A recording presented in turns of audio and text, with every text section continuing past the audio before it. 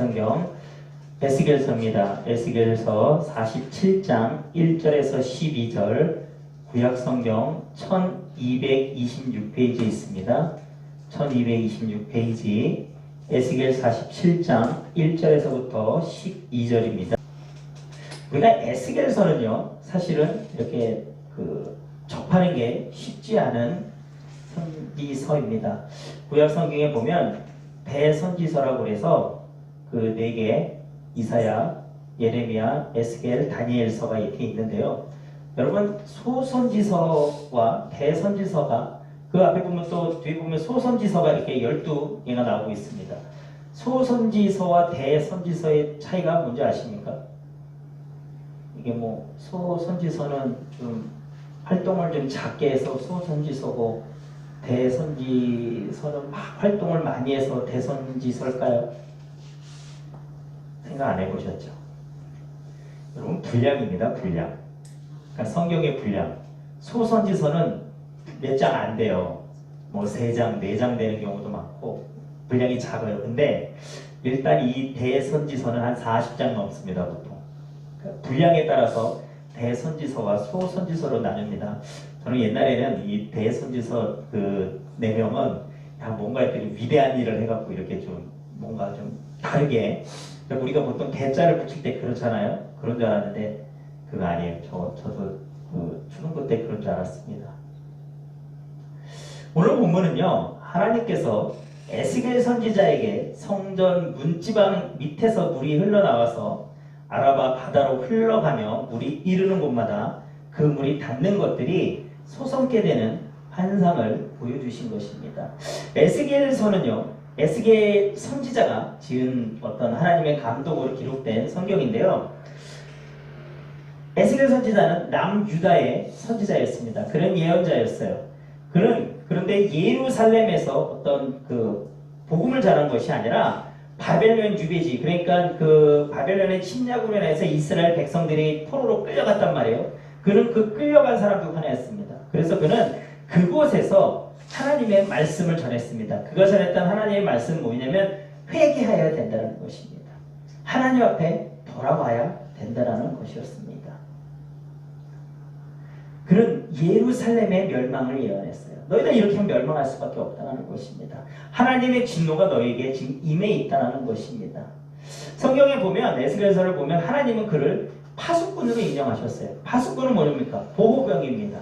그는 먼 전망대에서 적이 침략해 오지 않냐를 지켜보는 사람입니다. 그리고 적이 침략해 왔었을 때 나팔을 불어서 깨우는 사람이 파수꾼입니다. 근데 하나님은 이 에스겔 선지자를 남유다의 파수꾼으로 세우셨던 것입니다. 그는 사람들이 자기의 말을 믿던 간에 전해야 했습니다. 하나님은 그에게 그것을 원하셨던 것입니다. 그런데 에스겔 이 서가 다른 선지서로가의 좀 틀린 대표적인 특징이 뭐냐면, 우리가 다른 성경 같은 경우는 이렇게 선지자가 마치 편지를 쓰실 수도 있고 자기의 기록을 하듯이 있는데, 이 에스겔서는 유독 하나님에 대한 환상, 천사들에 대한 환상, 하나님이 보여주신 환상의 표현이 많고요. 또 하나님의 말씀이 그대로 인용되어 적혀있는 것이 많은 것이 에스겔서입니다. 그래서 그 에스겔서 1장에도 보면요, 천사들의 모습에 대해서 이렇게 환상 가운데 그 모습을 묘사하고 있어요. 그러니까 다른 성경과는 뭐라 그럴까요? 읽다 보면 그 맥락이 조금 다른 것이 에스겔서입니다. 오늘 본문의 환상은요, 성전 문지방 밑에서부터 흘러나온 물이 흘러가면서 그 물이 닿는 곳에 생명이 다시 되살아나는 역사가 있습니다. 이 환상은요, 궁극적으로 생명을 소성시키시는 예수 그리스도의 복음을 상징합니다. 요한복음 10장 10절에 보면 예수님은 이렇게 말씀하셨습니다. 도둑이 오는 것은 도둑질하고 죽이고 멸망시키려는 것뿐이요, 내가 온 것은 양으로 생명을 얻게 하고 더 풍성히 얻게 하려는 것이라. 사탄은요, 우리를 죽이고 멸망시키기 위해서 이 땅에 와 있습니다. 하지만 예수님이 이 땅에 오신 것은요, 우리로 하여금 생명을 얻게 하고요, 더 풍성히 얻게 하기 위함이라고 예수님은 말씀하신 것입니다. 신약의 이 예수님의 이 말씀이 여러분 구약에 오늘 본문 에스겔서 47장과 같이 이렇게 표현되어 있는 것입니다. 오늘 본문을 통해서 우리가 알 수 있는 복음의 특징이 여러 개가 있습니다. 오늘 우리가 알 수 있는 이 복음의 특징들을 한번 살펴볼 텐데요. 첫 번째는요, 이 복음은요, 굿뉴스라는 이 복음은요, 하나님으로부터 말미암은 것이라는 것입니다. 어떤 누군가가 자기가 이렇게 하면 좋을 거라는 것을 전하는 것이 아니라 하나님으로부터 나온 것이라는 것입니다. 그래서 오늘 본문 1절과 12절은 그것을 얘기합니다. 그가 나를 데리고 성전문에 이르시니 성전의 앞면이 동쪽을 향하였는데 그 문지방 밑에서 물이 흘러나와 동쪽으로 흐르다가 성전 오른쪽 제돈 남쪽으로 흘러내리더라. 강 좌우가에는 각종 먹을 과실나무가 자라서 그 잎이 시들지 아니하며 열매가 끊이지 아니하고 달마다 새 열매를 맺으니 그 물이 성소를 통하여 나옵니다. 그 열매는 먹을 만하고 그 잎사귀는 약 재료가 되리라. 여러분, 하나님으로부터 창조주이신 하나님으로부터 나왔기 때문에 여러분 새로이 죽었던 것들이 살아나는 역사가 일어날 수 있는 것입니다. 여러분 사람으로서는 일어날 수가 없는 것입니다. 어떤 목사님이 이 에스겔서 이 본문을 말씀하시면서 이런 얘기를 하시더라고요.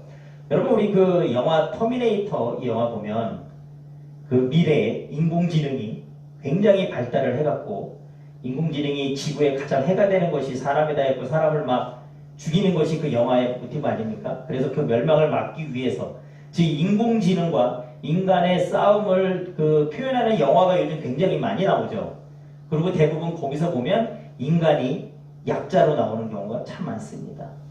그리고 우리 그 바둑 같은 경우에도 인공지능이 지금은 이제 인간을 이기잖아요. 그렇죠? 우리 그 누구였죠? 유일하게 인공지능에 이겼던 바둑 기사가 우리나라 이세돌이었나요? 맞아요? 그 위에는 다 지고 있잖아요. 그래서 우리는 두려움을 막연한 두려움이 우리에게 그 영화나 그런 것들에서 심겨진다는 것이죠. 야, 인공지능이 훨씬 사람보다 똑똑해. 그런데 그게 아니다라는 거예요. 한계가 있다는 것이다. 왜냐하면 인간은 무한하신 하나님이 창조하신 것이고 인공지능은 유한한 인간이 만든 것이기 때문이라는 거예요. 그 시작부터가 다르기 때문에 그 만든 사람의 역량부터가 다르기 때문에 궁극적으로는 우리가 그것을 두려워할 필요가 없다라고 말씀을 하시더라고요. 제가 그 말씀을 들으면서 나는 일리다. 정말 그러겠네 라는 마음이 들었습니다. 여러분 하나님으로부터 나온 것 하나님은요 생명을 죽었던 것을 살리는 그런 능력이 있으신 분입니다. 오직 하나님만 가능하신 일입니다. 여러분 하나님이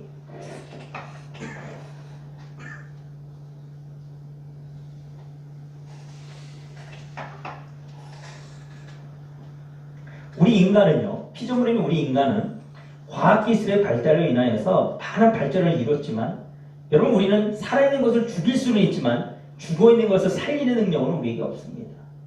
하나님께만 있는 것입니다. 두 번째 복음은요 온 세상에 널리 신속하게 확장되어 나가는 것입니다. 1절에서부터 5절 오늘 본문을 보면요 그 성전 문 지방에서부터 작게 졸졸졸 흘러나왔던 그 문이요 어떤 이제는 사방으로부터 신속하게 퍼져 나갑니다. 오늘 보면 3절 같은 경우 보면요 동쪽으로 나아가며 천척을 측량한 후에 내가 그 물을 건너게 하시니 물이 발목에 오르더니 그리고 다시 천척을 측량하고 내게 물을 건너게 하시니 물이 무릎에 오르고 다시 천척을 측량하고 내게 물을 건너게 하시니 물이 허리에 오르고 다시 천척을 측량하시니 물이 내가 건너지 못할 강이 된지라 그 물이 가득하여 헤엄칠 만한 물이요 사람이 능히 건너지 못할 강이더라. 여러분 성전 문지방에서 작게 흘러나온 그 물이 여러분 점점 퍼져나갑니다. 그런데 그 물이 점점 풍성해지는 것입니다. 지금 제가 읽어드려도 본문에 보면 천척이라는 그 어떤 단위가 나오죠. 천척. 여러분 이 천척을 측량한 후에라고 나오는데 이 천척이 어느 정도에 되는 단위를 얘기하는 거냐면요. 그 지금의 단위와는 약간 다른데요. 이 성경에서 얘기하는 천척은요. 약 450m 정도를 사람이 이렇게 걸어갈 때, 나아갈 때 물이 발목에 차오를 정도의 양이라고 얘기를 합니다. 좀 표현이 좀 애매하죠. 다시 설명드려볼게요. 그러니까 사람이 여기서부터 출발해갖고요. 450m를 이렇게 뚜벅뚜벅 걸어가요. 그런데 물이 점점 차오르고 있는데 발목까지 차오른다라는 거예요. 그 물이. 그러니까 이게 예를 들어서 우리 과학적으로 따지면 그러면 가로는 얼만큼이고 세로는 얼만큼 부피는 얼만큼의 물입니까? 어떤 그런 표현보다는 오늘 에스겔서의 이 표현은 그 정도를 얘기한다라는 거예요. 그러니까 발목 정도까지 차오르는 부피. 그러니까 여기서 천이라는 것은 우리가 얘기한 처럼 뭐 약 990담에 천이라 그 개념이 아니라 어떤 풍성함을 뜻하는 것입니다. 많음을 뜻한다는 개념이에요. 그런데 그것이 발목까지 차오르고 그 다음에 그 물이 내 무릎까지 차오르고 그 물이 내 허리까지 차오르는 그 정도를 얘기하는 것입니다. 그만큼 급속도로 풍성하게 퍼진다라는 표현으로 보시면 됩니다. 우리가 다른 것처럼 뭐 한자 하면 뭐 여기서부터 여기까지 팔꿈질가의 길이 어떤 이런 개념보다는 에스겔서 자체가 어떤 환상 중에 보여진 것들을 다루는 그 표현하는 것이 많기 때문에 그렇게 받아들이면 될 것 같습니다. 세 번째 복음은요. 풍성한 은혜를 끊임없이 공급합니다. 하나님으로부터 나온 그 하나님을 근원으로부터 생각한 그 복음은요. 신속하게 확정되어 가는데 그 복음은요. 은혜를 끊임없이 공급하는 것입니다. 여러분 오늘 보면 12절 한번 우리 같이 볼까요? 12절 강 좌우가에는 각종 먹을 과실나무가 자라서 그 잎이 시들지 아니하며 열매가 끊이지 아니하고 달마다 새 열매를 맺으리니 그 물이 성소를 통하여 나옵니다. 그 열매는 먹을 만하고 그 잎사귀는 약 재료가 되리라. 여러분 성전으로부터 흘러나온 그 물이요 이제는 그 나무들을 강 좌우가에 있던 그 물이 흐르는 그 강 좌우에 있는 나무들이 이제는 열매 맺게 합니다. 여러분 물이 얼마나 풍성한지요. 그 잎이 시들지 않았다고 얘기하고요. 열매가 끊이지 않았다라고 얘기를 합니다. 여러분 달마다 새 열매를 맺었다는 것입니다. 여러분 자연의 법칙 속에서는 원래는요. 나무는요. 열매를 맺는 시기가 있고요. 여러분 또 그 열매를 맺게 준비하는 시기가 있잖아요. 그렇죠? 그런데 오늘 지금 본문의 말씀은요. 어떤 성전으로부터 나오는 그 생명의 물로 인해서 되살아난 그 나무 열매는요. 그 나무는요. 매달 새로운 열매를 맺고 있다는 것입니다. 하나님의 은혜가 넘쳐나는 것입니다. 근데 그 열매는 먹을 만하다고 하고요. 또 그 잎사귀는 약 재료로 쓰여진다고 얘기를 합니다. 여러분 버릴 것이 하나도 없는 것입니다. 여러분 하나님의 은혜가요. 저와 여러분 삶 속에 임하기 시작하면요. 갈급했던 내 영혼에 하나님의 역사하심이 하나님의 이 은혜가 우리까지 넘치기 시작하면요. 여러분 내 삶 속에 버릴 것이 하나도 없어지는 거예요. 그 내 삶 속에 버릴 것이 없다라는 것은 무엇이냐면 내가 잘할 때만 하나님이 나를 사용해서 하나님이 일을 하시는 것이 아니라 내가 어떠한 환경, 어떠한 처지에 있든지 간에 나의 부족함까지도 하나님은 들어서 쓰시는 은혜가 우리 가운데 일어난다라는 것입니다. 하나님의 은혜가 내게 임할 때 일어나는 기적이라는 거예요. 내가 생각할 때 내가 이 정도는 돼야 하나님이 좀 나를 쓰시기에 좀 불편함이 없으실 거야. 그게 아니다라는 거예요. 성전 문지방으로부터 흘러나오는 오늘 이 물은요. 메말랐던 나무들, 죽어가던 나무들에게 새 생명을 줍니다. 그런데 그 생명은요. 매달 열매를 피워내는, 매달 열매를 내어내는, 그리고 그 먹을 만한 아주 맛있는 열매를 우리에게 준다는 것입니다. 또한 그 잎사귀도 버리지 않는다는 것, 약으로도 쓸 수 있다는 것입니다. 여러분 하나님의 은혜가 그 은혜가 저와 여러분에게 임해야 합니다. 여러분 우리 삶 속에서 하나님의 은혜가 임하지 않으면 여러분 우리는 너무나도 갈급한 삶을 삽니다. 메마른 삶을 살아요. 여러분 내 마음에 하나님의 사랑이 점점점 고갈되어 갑니다. 계속 채워지지 않으면 안 되는 것입니다. 사람들이 이 세상 사람들은 이런 얘기하지 않습니까? 여러분 세상 사람들은요. 통장에 돈이 많으면 내 지갑에 돈이 많으면 사람이 여러분 아주 좀 여유로워지지 않습니까? 좀 이해의 폭도 좀 넓어지고 기분도 좋아지고 막 늘 업돼 있지 않습니까? 그런데 돈이 없고 날마다 빚에 쪼들리기 시작하면 여러분 사람은 자꾸 우울해지고 텐션이 떨어지잖아요.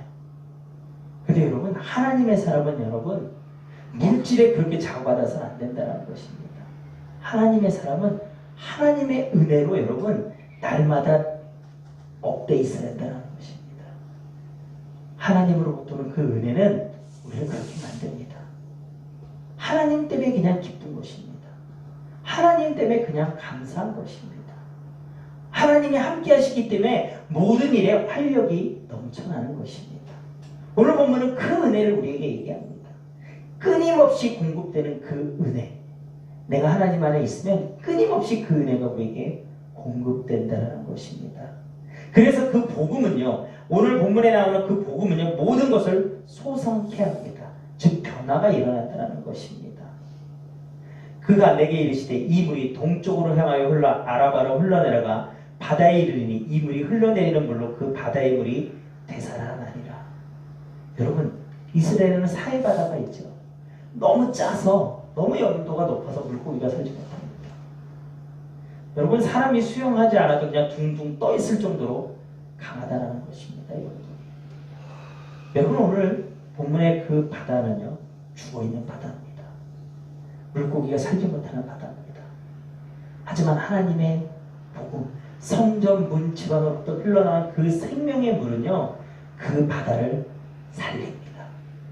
그 바다에서 이제는 물고기가 잡히기 시작합니다. 9절에 보면 이 강물이 이르는 곳마다 번성하는 모든 생물이 살고 또 고기가 심히 많으리니 물이 흘러 들어가므로 바닷물이 되살아나겠고 이 강이 이르는 각처의 모든 것이 살 것이며.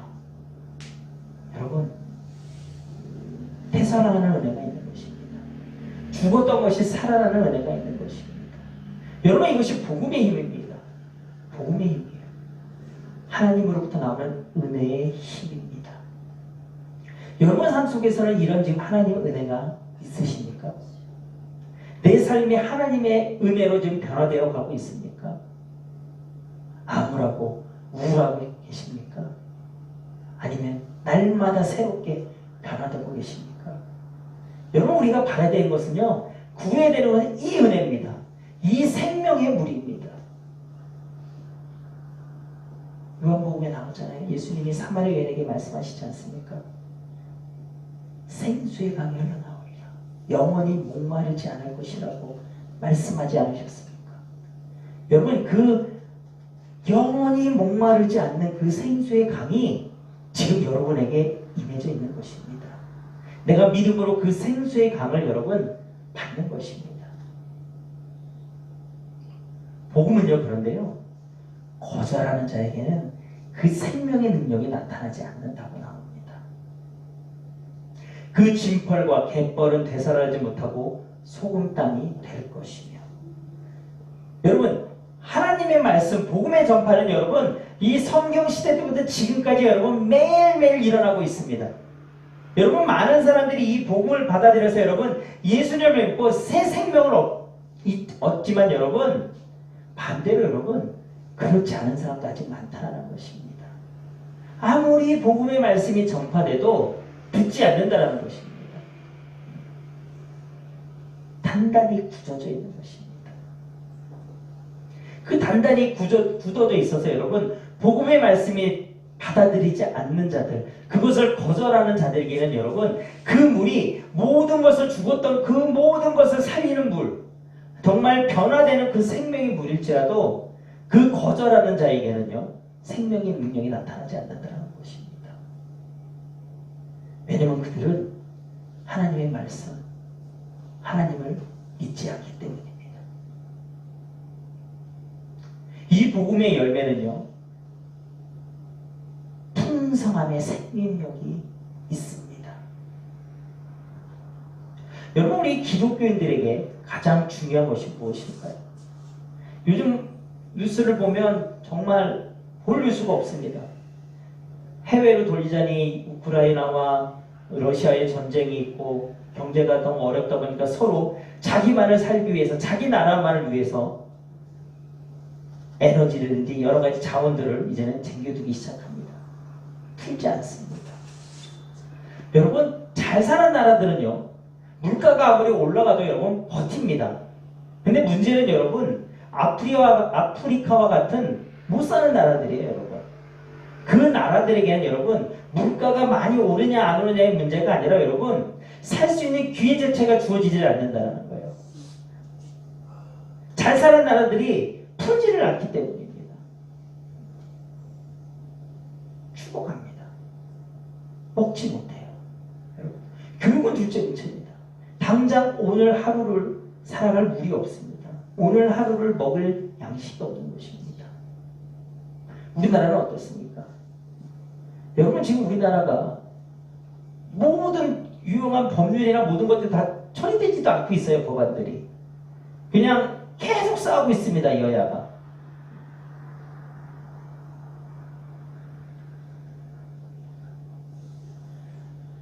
그런데 여러분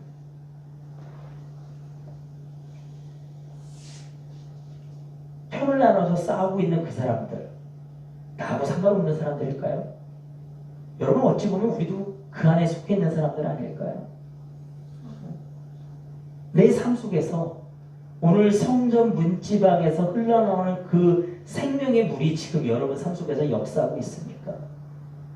나도 모르는 사이에 나도 그 물에 그 능력, 그 복음을 거절하며 살고 있지는 않습니까? 선택적으로 내 필요에 따라서 선택하며 살고 있지는 않습니까? 여러분 이 세상에서 우리가 해야 되는 빛과 소금의 역할은 여러분 해도 되고 안 해도 되는 것이 아닙니다. 여러분 반드시 해야 되는 것입니다. 내 삶에 하나님이 기뻐하시는 삶을 살고 있는가? 성경의 말씀대로 이 세상에서 몸부림치고 있는가? 제가 아까 예배 전에도 잠깐 말씀드렸지만 제가 금요일날 그 청천동에 있는 하선 요양원이라는 곳 이제 거기서 새롭게 이제 예배가 세워지는 그러니까 원래 기존에도 이제 예배를 와서 목사님이나 이렇게 드렸는데 그것이 제대로 되지가 않아서 이번에 이제 병원 선교회에서 이제 딱 맡아서 예배를 드리기로 하고 우리가 거기다 이제 전도사님 한 분을 파송하는 그 예배를 드리고 왔는데요. 그 원장님의 얘기를 들어보니까 이분은 대단하신 거예요. 뭐냐면 요양원을 하는 것이 어르신들을 잘 케어하자는 목적이 있지만 무엇보다도 뭐냐면 복음을 전하는 것입니다. 그분은 아는 거예요. 뭐냐면 여러분 그곳에 계신 분들 여러분 나이가 다 많으시잖아요. 그리고 몸이 다 안 좋으신 분들이 대부분 요양원 요양병원에 가지 않습니까? 일상이 나이가 많아도 일상생활에 거의 지장이 없으신 분들은 가지 않아요. 뒤집어 얘기하면 뭐냐면요. 그곳에 있는 계신 분들은 언제 돌아가셔도 이상하지 않은 분들이 대부분이라는 거예요. 그분은 알아요. 믿지 않는 어르신들에게 복음이 전파되지 않으면 그분들 지옥 간다는 것을 압니다. 어떻게 보면 지금 그곳이 그분들에게 아직 하나님의 말씀을 예수님을 믿지 않는 그분들에게 복음을 전할 수 있는 마지막 기회라는 것을 그분은 너무 알고 있더라고요. 마지막 기회라는 것입니다. 그래서 그분은 그 운영하는 모든 것이 복음 전하는 것입니다. 여러분 그 앞에 그 카운터에도 성령의 열매들 3가지가 딱 써 있더라고요. 그러니까 그분은 두려워하지 않더라고요.